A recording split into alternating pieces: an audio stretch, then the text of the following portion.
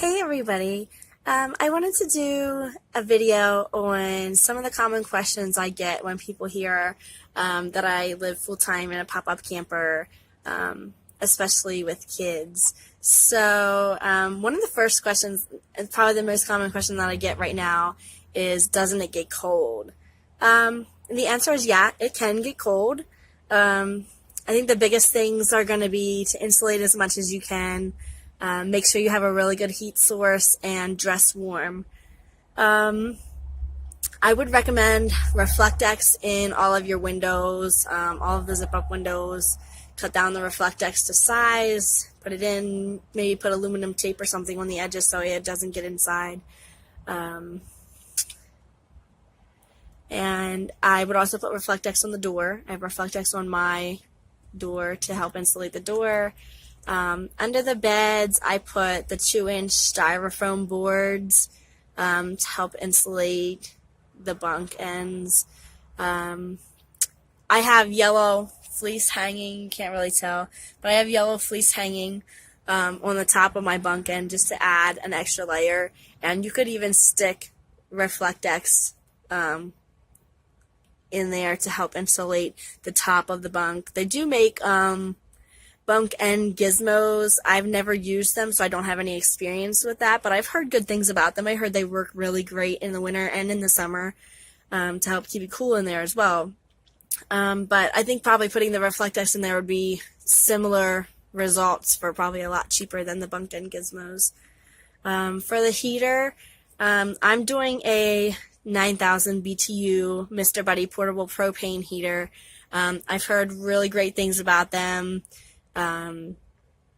You could get 2 of them if you live in an area where it gets really cold.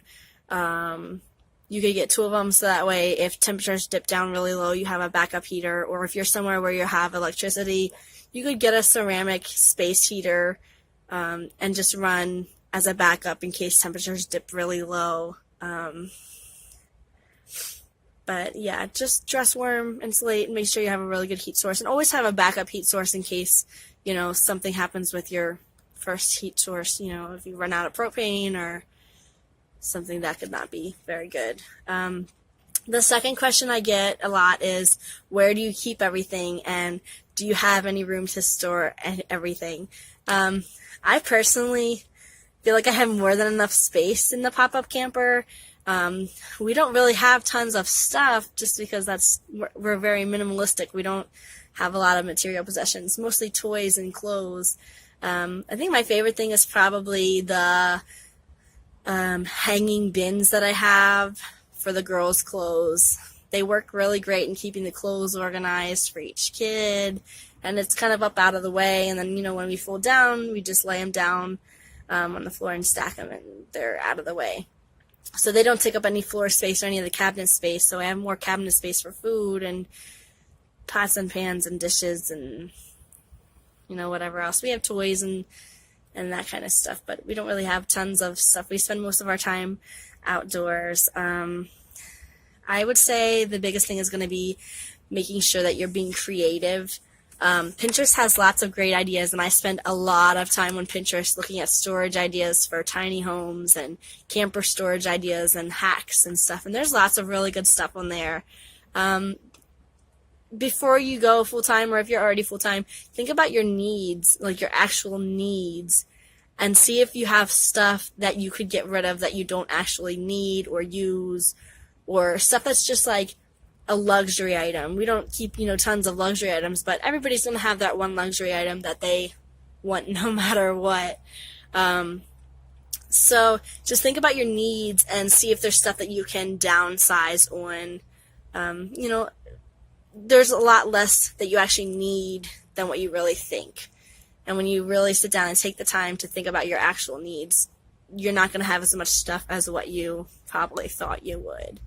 Plus, the less stuff you have, you can focus more on making memories and activities and doing stuff together instead of filling your camper and stuff with goodies. Another question I get is, how do you shower? You can shower at campgrounds. If you stay at campgrounds, I mean, I've even showered at campgrounds when I wasn't staying at campgrounds, would just go and play at the playground there and then hop in the shower real quick. And I don't think anybody's ever said anything to us about it. You can get a portable solar shower from Walmart. I think they're like $20, and then just hang up a hula hoop with a shower curtain on it. You know, it's I think they're like 5 gallons, so you'd have to take, you know, relatively fast showers. You could install, a lot of pop-up campers have shower units in them. Mine did not have one in it, but I do plan to put a galvanized tub in and convert it to a shower.